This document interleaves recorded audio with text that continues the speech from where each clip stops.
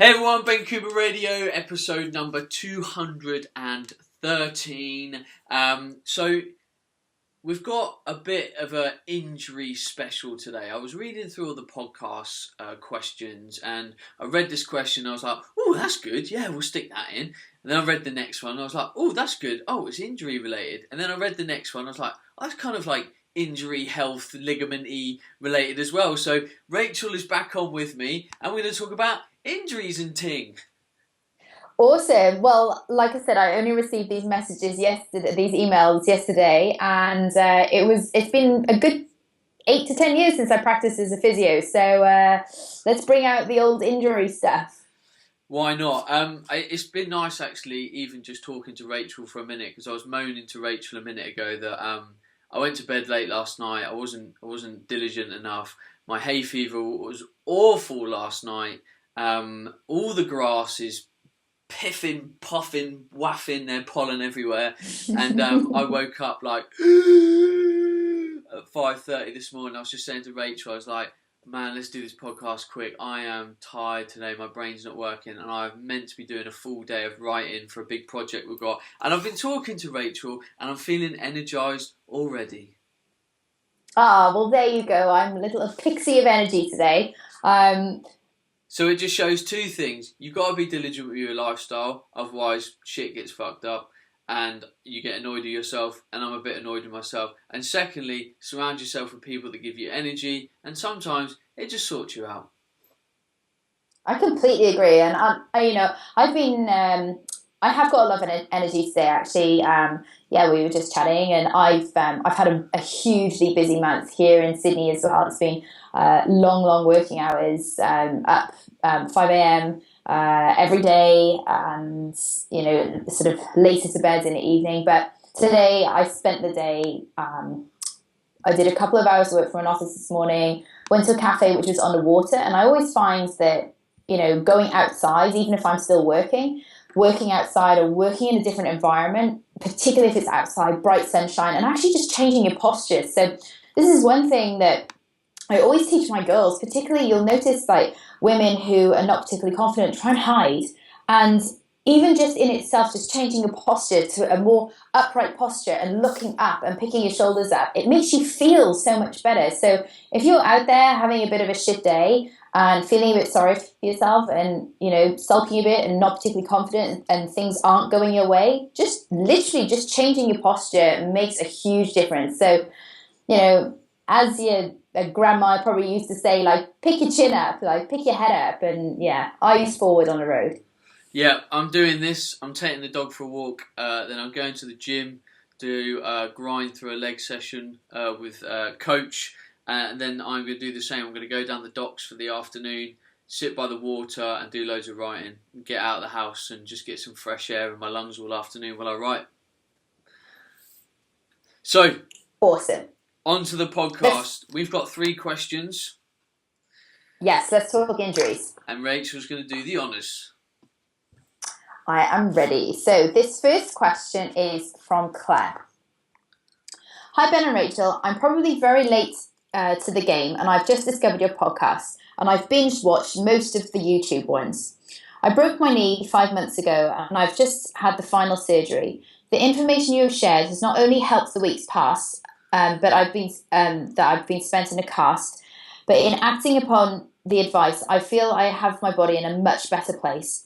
In particular, the episode where Rachel discussed her IBS really rang home to me. My sister is currently 20 weeks pregnant and my flare-up belly is much bigger than hers. I'm still trying to work through what the triggers are, but hearing that someone else is the same psychologically helps me so much. Quick background. In 2013, I was marathon training approximately 90 miles a week on a very low-calorie diet. Despite a sport and exercise science degree and numerous nutrition and sports therapy courses and qualifications, I couldn't seem to apply it to myself. I ran the marathon, ended a long-term relationship, moved house and changed jobs within 5 months, which resulted in 2 severe stress fractures to my heel bones and total burnout. I took 4 months out of training, work and life in general. My weight fell even further as I lost muscle, and at 5'3", I weighed 42 kilos. At the time, I pledged to make myself healthy, and I have spent the last 2 years radically improving my diet, increasing protein sources, and perhaps more importantly, increasing my fat intake. My weight slowly increased as has my muscle mass as I introduced strength training alongside my running program. If I'm honest, though, this is still not. I was still probably not eating enough given my training load. I'm 5'3" and now 47 kilos. In February this year, I was in an accident in which I fractured my kneecap. I was rushed to emergency surgery and I had it pinned and wired together.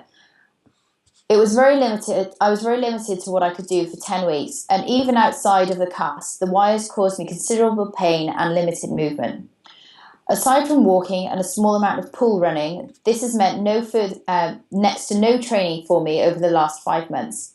It has, however, given me an opportunity to heal my metabolism, and I have gradually increased my intake to what it was before the accident with no training. My weight has stabilised at 47 kilos. I feel I am now at what Rachel describes in the podcast as happy with baseline nutrition. I'm eating 4 whole meals a day, hitting 80 to 90 grams of protein, 30 to 40 grams of fats, and 60 to 100 grams of carbs. I do not track as I have the tendency to get addicted to the numbers, but these would be a rough estimate after putting a few days into MyFitnessPal. Hormonally, I am also in a much better place. My skin, hair, and nails are better than they have been in years. I sleep well, at least 7 hours a night. My question is, I've just had the second surgery to remove the metalwork, and I now start the final stage of rehab.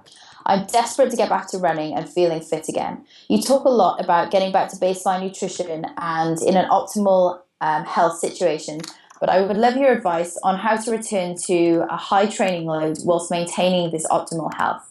Thanks again for the amazing podcast and sharing your knowledge so openly. Claire. Wow, awesome. What a journey Claire's been on so far. And I think, there might be some people that almost get angry with this comment, but this is how I look at life. And if we definitely consider the podcast that's going to come out next week that I've recorded with Stephen Aish, I believe that life shows us the things that we have to do and what we should do, and sometimes it is packaged in what might seem a very horrible way, and we might feel that life happens to us.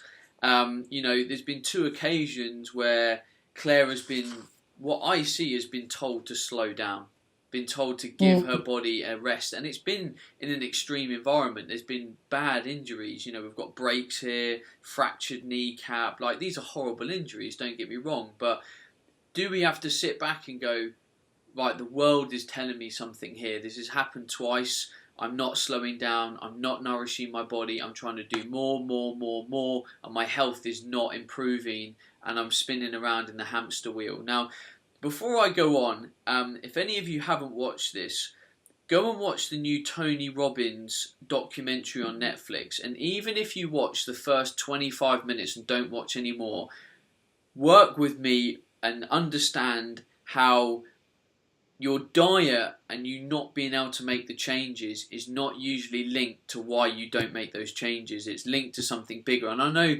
me and Rachel have talked about this in various ways, but I think it would be good for you to look at someone who's basically, I would class as the best in the world at unpicking this kind of stuff. So in the beginning of this Tony Robbins documentary, this girl stands up and she says, I can't stick to my diet. I keep binging. I keep, failing. I keep doing this. And on the surface, I was like, oh man, this is a rubbish question. And then Tony just unpicked what was actually happening, and they went really deep and found out it was all because the father left when she was younger and she was feeling guilty, and just basically this environment had spiraled so that in her adult life she couldn't make decisions based on her diet and stay consistent and have self-worth. So go away and listen to that, because I think it can put a huge amount of context into people's lives. I found it an amazing documentary. I think Tony Robbins is an incredible guy. So I believe that life shows us things. Now, coming back to your key question, you want to heal effectively and you want to scale your training up. Now, I believe you need to, it sounds like you might be scientifically minded. You've been through degrees, you've done lots of courses. I feel you need to now apply more science into your life. You're doing a lot of exercise. Even if you're not doing any exercise right now, I've run what you think you're eating through the calculator, and it says you're eating between 1,000 and 1,200 calories. Now, I know you're of low body weight and I know you're sedentary, but that's still, for me, not enough food. So it still feels like you're under eating for your body weight and where your metabolism actually and really should be. So if you want to start getting out running, getting in the gym, you've got to start being scientifically diligent about how many calories your body needs on a daily basis. Otherwise, you're going to be in a rut again. Your bones won't be strong. So now we've got a situation where we can look back that actually, nutritionally, did a lack of nutrition aid in the bone breaks? Because if we're nutritionally deficient for a long period of time, you will get weakened bones, you will get weakened ligament and muscle tissue, you will have less proprioception, you'll have less energy to actually stabilize force, all these different things. So actually, nutrition has a very multifaceted feed-in to injury prevention, and how the body's operating. I've got nothing further to add. That's exactly what I was going to say. There you go. So that's my physio perspective as well. Claire, look, trust your body, know your body, trust the science of nutrition. Don't be scared to start to work your nutrition up and start to eat more to fuel your training. And if there's something deeper and bigger going on, be honest with yourself. Tackle it. Grab the beast by the horns and grab whatever those emotional issues are that might be under the surface that you kind of know are there and you're not quite sure how to work out, and the chances are you might have to go and see someone to talk through it. Just to pick up on the IBS go on. No, you go. Just to pick up on the IBS, if you're still not sure, then again you might need to be a bit more diligent on the elimination diet.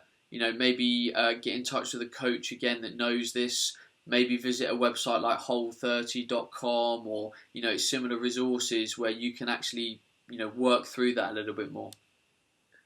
I've written a blog post as well. It's very informally written on IBS and I suppose how I manage mine through obviously using the FODMAP diet, eliminating certain things.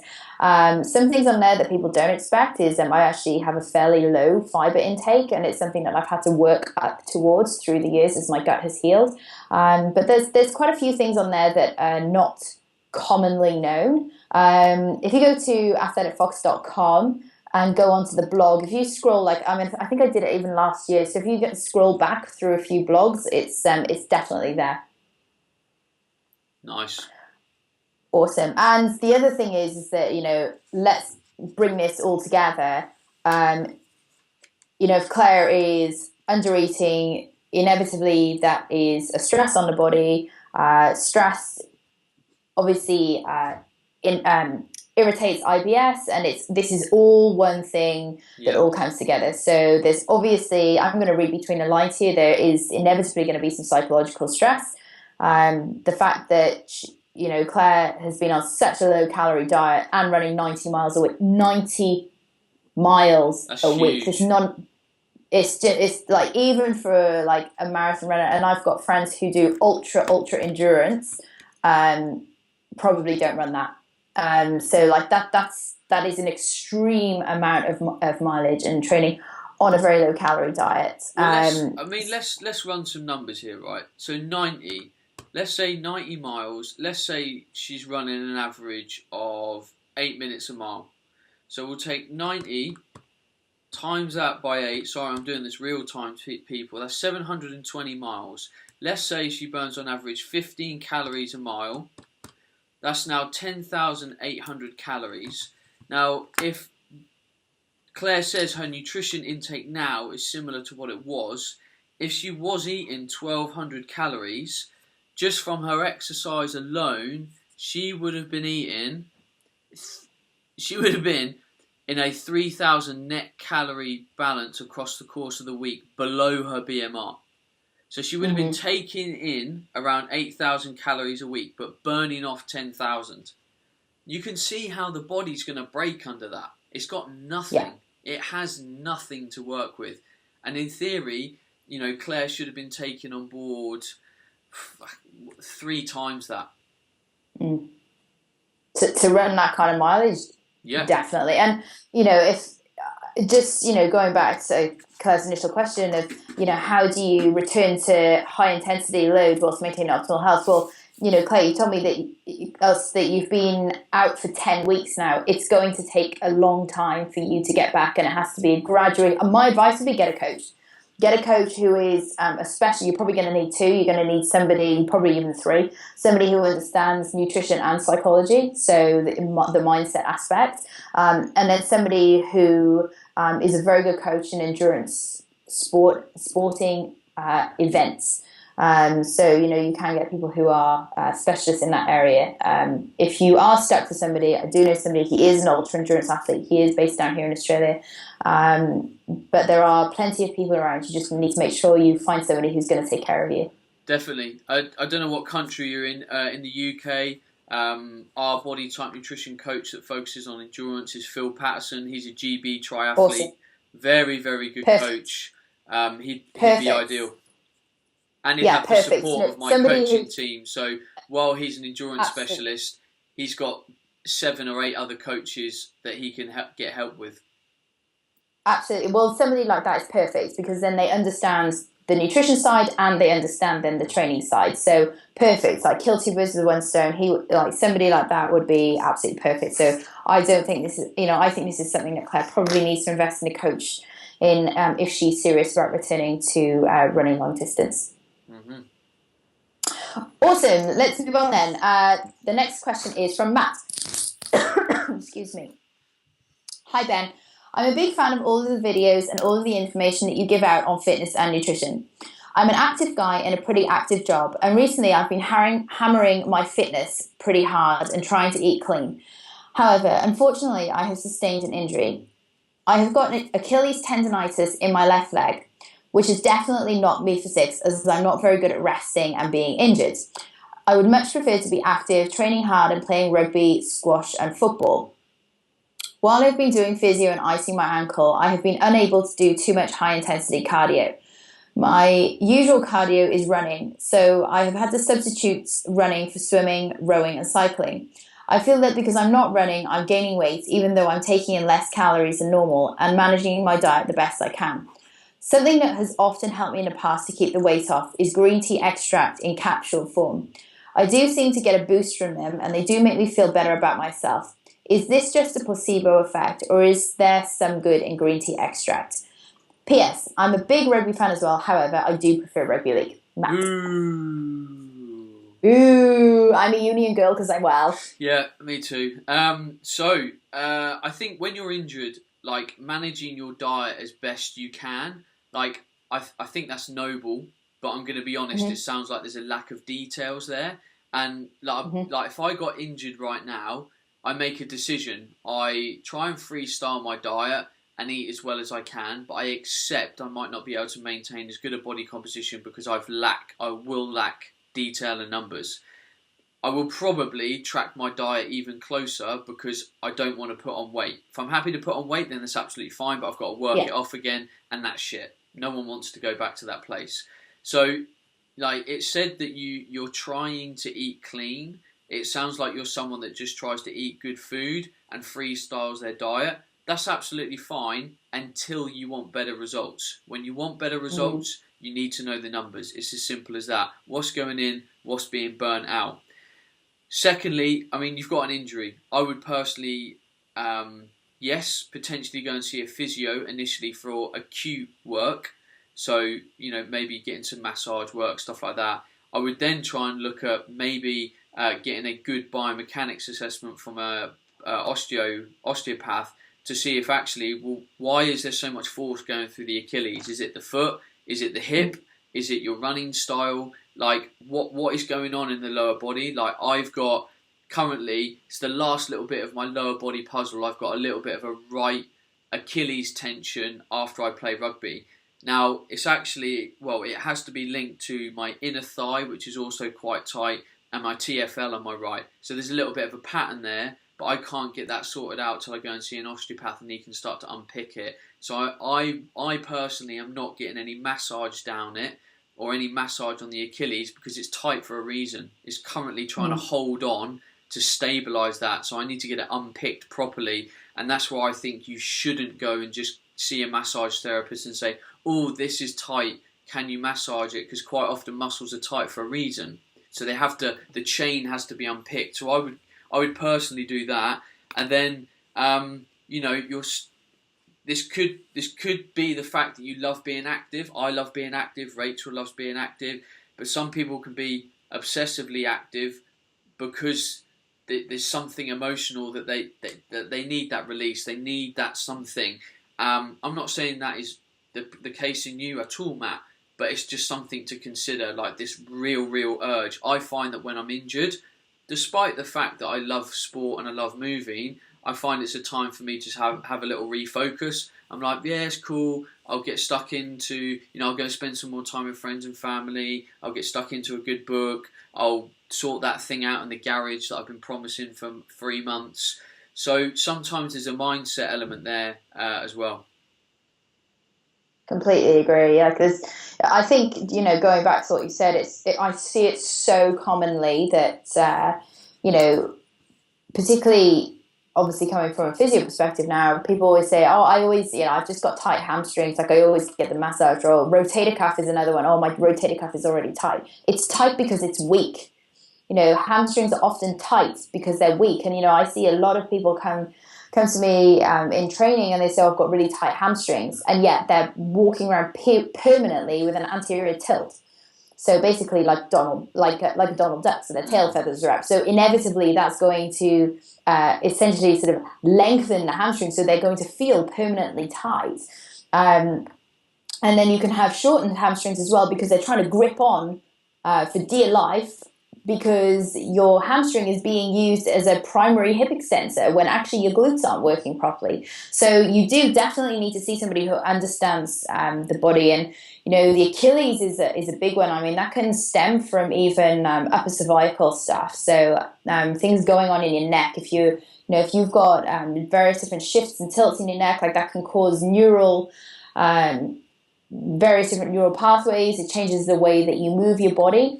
And that can have an effect right down to your ankles. So it's important to make sure that you don't just look localized. It could be as simple as that you just need to do some eccentric work on your calves and soleus, and it might get better. But the truth is that if you're very active, you really do need to get to the core of it.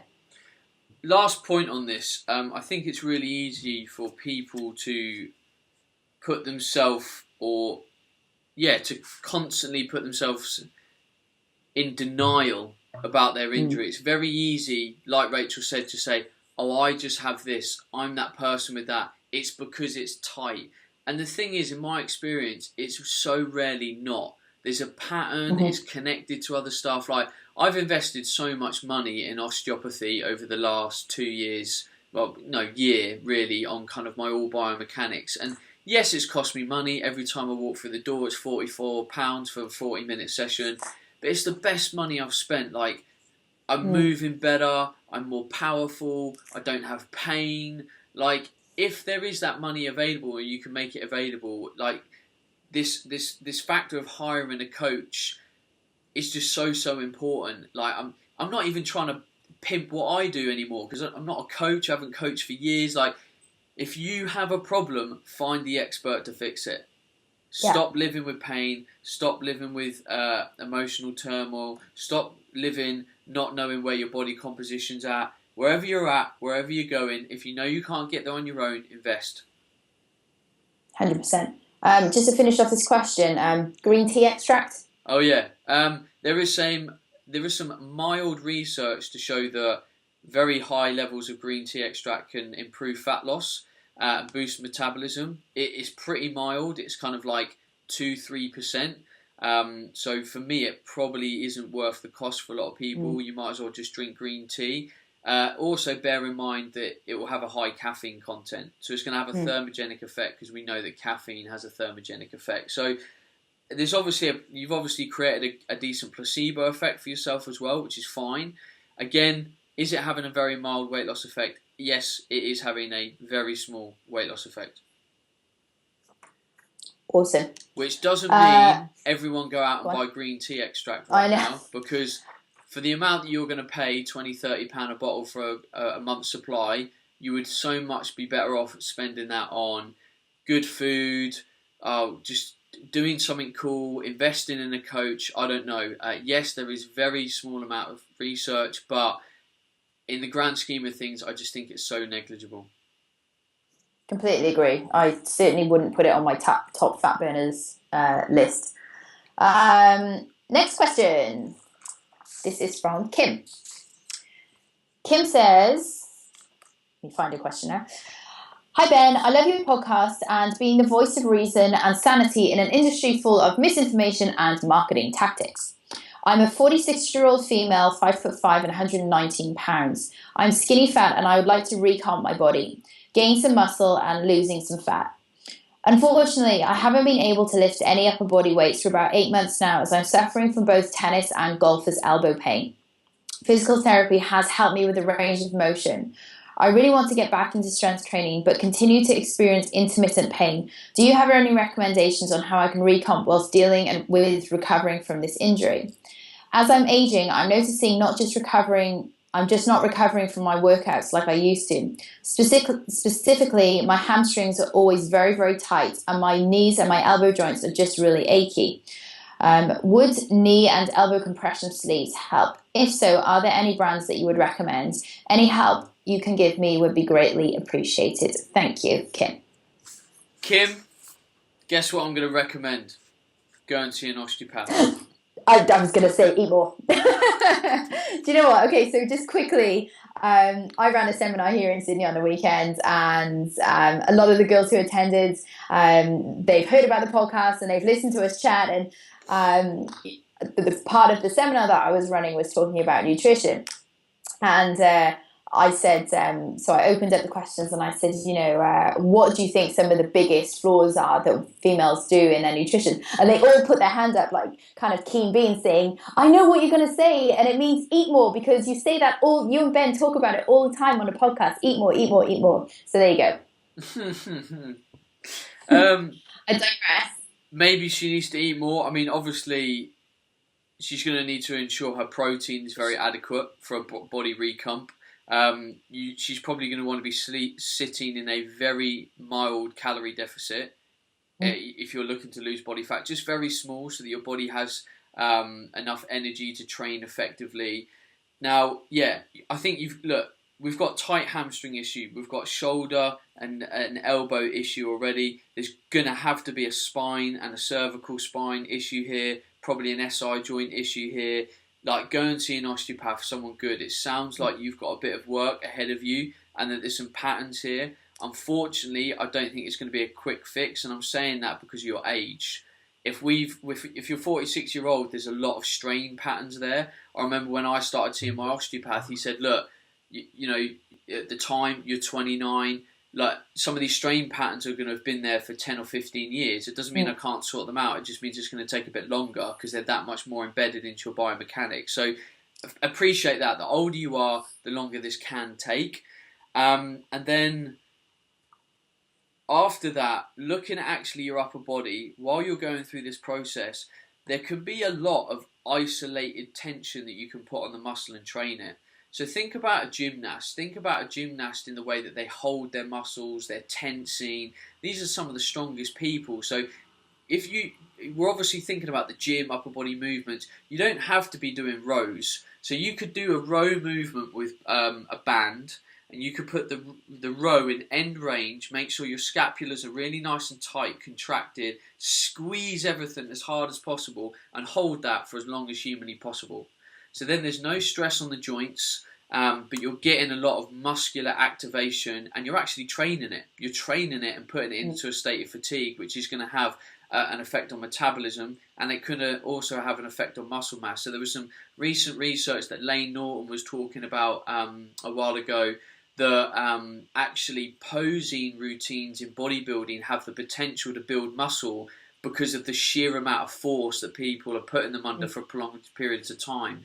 I've been at rugby clubs when they will take injured players and they will put them into movements like a scrum position, get them to elevate their shoulder, and the physio will just resist their elbow as they're pushing up, and they will hold that for 20 to 30 seconds to load that area of the body, like load the lat and the subscapular muscles, the posterior deltoids, without actually putting the joint through painful range of motion. That's very kind of similar to training that I've been doing this year, actually. I've been lifting far less weight than I used to. Still, considered fairly decent weights for a bird. But, I'm lifting far less than I used to.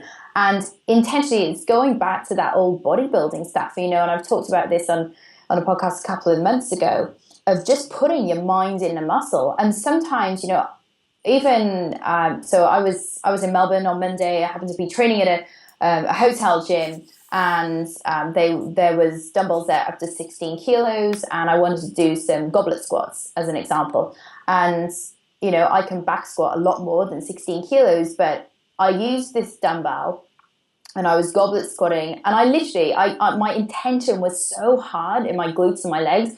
I did 8 to 10 reps, and my legs were shaking because I was using like a 5-second eccentric, a 3-second concentric, and like I've got DOMs today because I put so much intention behind it.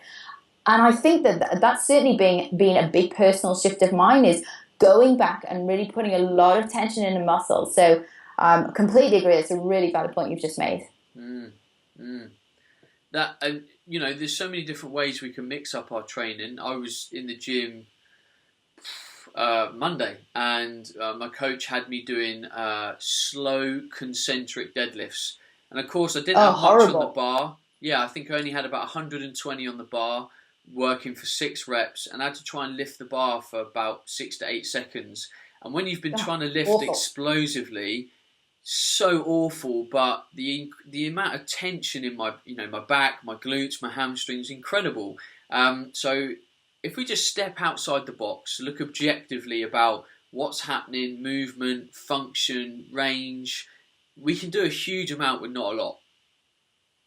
Absolutely. And this is something I was going to say earlier. Yes, Kim is 46, but this is why it's so important to get a great trainer when you're young as well. And, even if Kim went to a very experienced trainer now, a good trainer alongside some release work and, some repatterning stuff that an osteo can do would take her a long way. And so if you are a young trainer or somebody who's younger, perhaps in your early 20s, like now is the time. And you particularly if you're just learning to lift weights, invest in a trainer, and a good one, because this is where movement patterns are ingrained, and it's very difficult to unlearn a pattern than it is to learn a new one. And with the change of gyms and how gyms have evolved in coaching, don't think you need a one-to-one coach.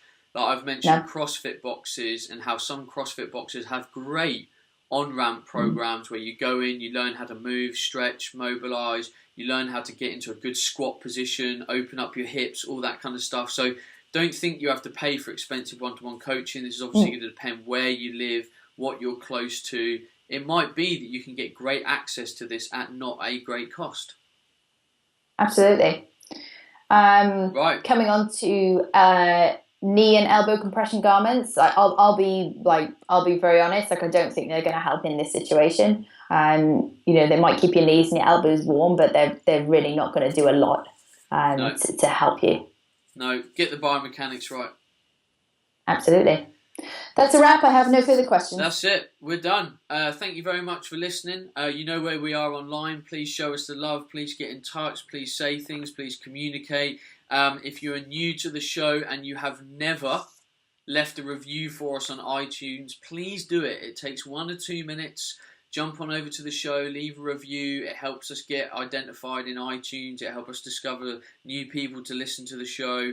There's an awful lot of information here that should be helping an awful lot of people. And we always want the show to grow. So please do that for us. That would be a great honour. I will be on the normal short and sharp show on Monday, and then I'll have Stephen Ace for you next week, where we go into the subject of guilt and fear. Ooh, that'll be a good one. It's a very good show. Right, Rachel, we're out. Awesome. Thanks, Benny. Chat to you soon. Speak to you later, everyone. Take care. Goodbye. Hey, everyone. Ben Coomber Radio, episode number 212. It is a quick, short Monday show, and this week's show, as has been the trend of recent,